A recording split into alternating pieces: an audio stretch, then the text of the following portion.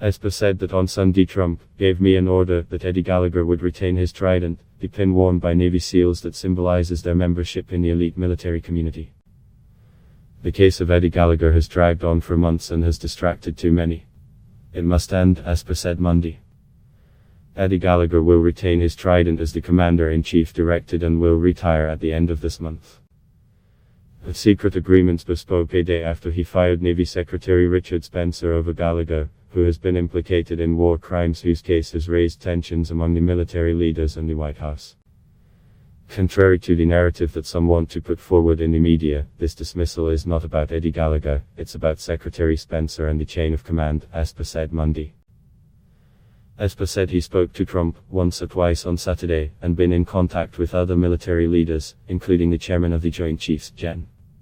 Mark Milley. I recall for certain on Sunday when I talked to the president to update him on the situation where he said, "You what about the pin? I want Eddie's." He wanted Eddie Gallagher's pin restored and I said, "Haroga, I got it." Esper said in a Sunday statement that he had asked Spencer to resign because he had lost trust and confidence in him regarding his lack of candor, after he discovered that Spencer had been working on a secret agreement with the White House, according to a senior defense official.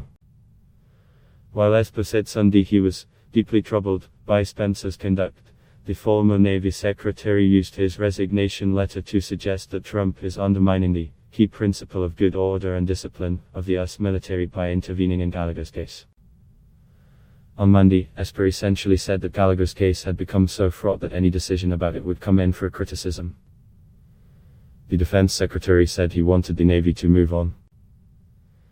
Speaking of senior naval officers, Esper said that, despite their professionalism, no matter what they decided, they would be criticized from many sides, which would further drag this issue on, dividing the institution.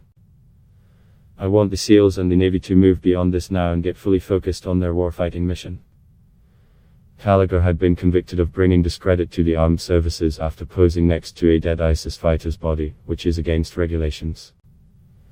He was demoted for the defense and acquitted of a separate murder charge.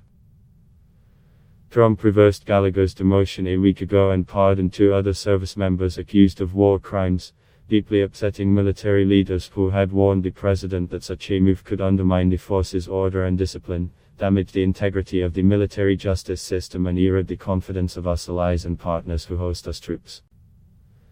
In response, military officials launched a formal review to determine if Gallagher was fit to serve, which is protocol after a conviction.